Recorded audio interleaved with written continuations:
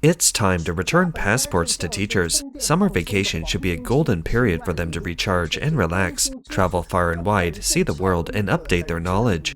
This is the legitimate right of educators. However, in reality, many places are still adding layers of restrictions, confiscating teachers' passports indiscriminately, and even restricting the number of times and days they can travel.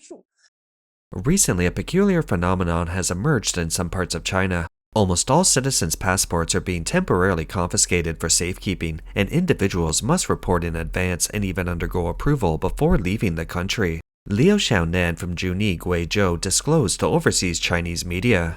I heard that people here who frequently travel to the US, Europe, and Japan have recently been asked to surrender their passports. Upon returning, they were even called in by the local police to give statements asking what they were doing abroad. A friend said that after surrendering their passports, if they want to travel abroad again, they have to apply to the local street office first. Moreover, the passports of the street office staff were already uniformly surrendered in 2025. The passport surrender process is generally carried out by the local police station, street office, or community. Some areas register passport information but don't clearly state the temporary storage period or the legal basis. If you need to travel abroad to visit relatives or for work, you must clearly state the purpose of your passport beforehand. You can only retrieve your passport after approval from the relevant government departments. The specific procedures and waiting time vary from person to person. Frankly, it's all about luck. Whether you'll be able to get one in an emergency depends on the mood of the staff. Moreover, anyone who books an international flight is likely to receive a call from the police or local community workers, who will inquire in detail about their destination, reason for travel, whether they plan to stay abroad for an extended period, and whether the trip is related to work, visiting relatives, or other matters. Mr. Huang from Guiyang, Guizhou Province said, "The Public Security Bureau will investigate your personal situation with the street office and local police, such as whether you've been to prison or are on a blacklist. As long as you've booked an international flight, the police will call and ask what you're going abroad for, and you have to explain clearly." Even at the final step at the airport, the difficulty doesn't lessen. From customs to departure, every step is stricter than before. Some people may be turned back on the spot, while others are rigorously questioned by customs officers, who will randomly check their luggage, phones, and various documents. If sensitive information is found, the traveler's passport and visa will be invalidated on the spot.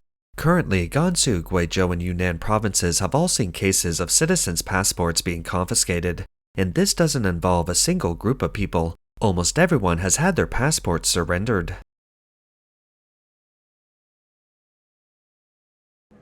Let's look at this video. How difficult is it for people within the CCP's government system to travel abroad?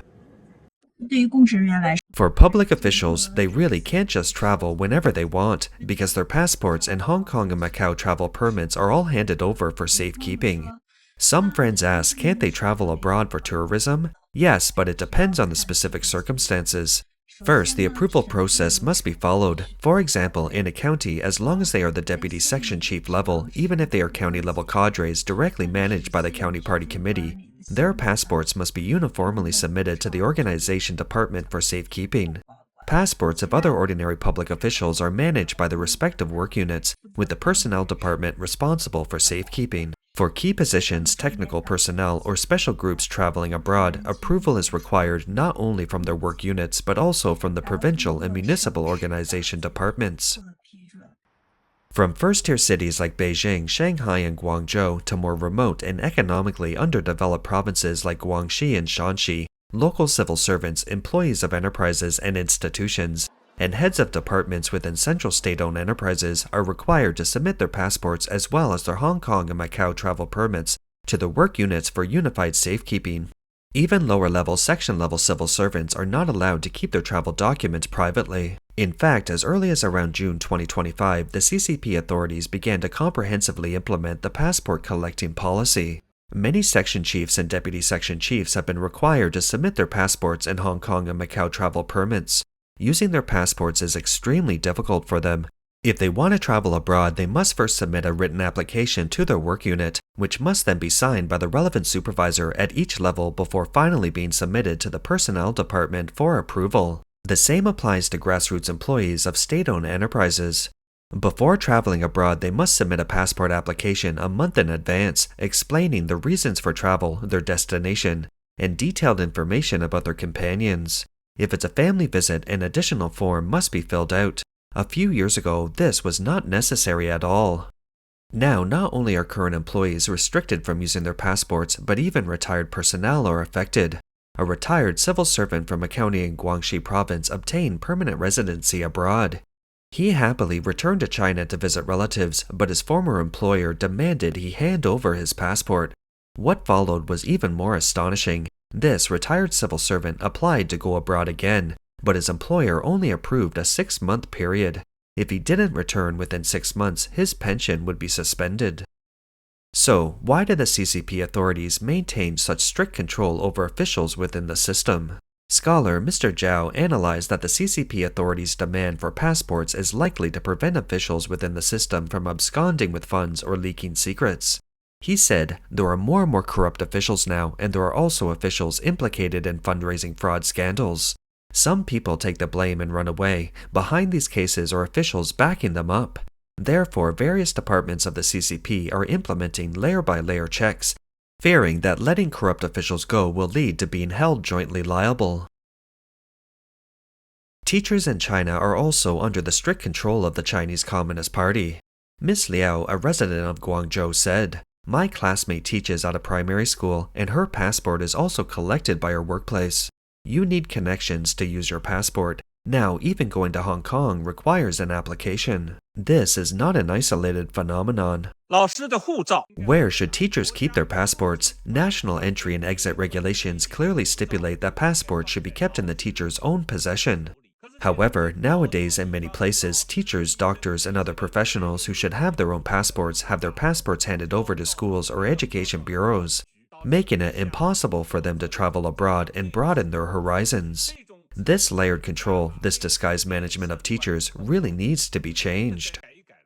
Now that I'm retired, I don't have much to do and want to travel. But what about passports? They're still under centralized management. Actually, even if a teacher doesn't retire, taking a vacation to travel, relax, and see the world is a good thing. Nothing to worry about. There's no need to make it so mysterious. Are you afraid they'll take some important secret out of the country? Or afraid they'll run tutoring classes abroad? 公安部、公安局 Passports are issued by the Ministry of Public Security and the Public Security Bureau. Why are they being collected and centrally managed? I don't understand. Prevent wealthy people and high-ranking officials from fleeing abroad? I'm just an ordinary teacher. Where can I escape to? I still have a job. I still have a family to support. Going abroad is just for a visit. I have to come back quickly. 咱到国外去，顶多就是看一看，都得抓紧回来。 This teacher said that if he stays abroad for a couple more days, he will find his pockets are almost empty. A few years ago, he could freely travel to Hong Kong and Macau. His colleagues' experience in Hong Kong was quite embarrassing. While typical tour groups would buy a lot of things in Hong Kong, this teacher's group only looked at the sights and didn't want to spend any money. One morning, the tour guide said everyone was free to do whatever they wanted. The teachers ended up playing cards in the hotel. Therefore, tour groups disliked hosting teachers, finding them stingy. This teacher retorted, "Why are teachers' passports centrally managed? Do you think teachers have the financial means to travel abroad freely? In reality, teachers don't have that kind of financial means. Do the teachers have some secret they could take abroad?" He quipped, "Are we afraid that foreign countries will learn our advanced teaching methods? Or early morning reading management experience?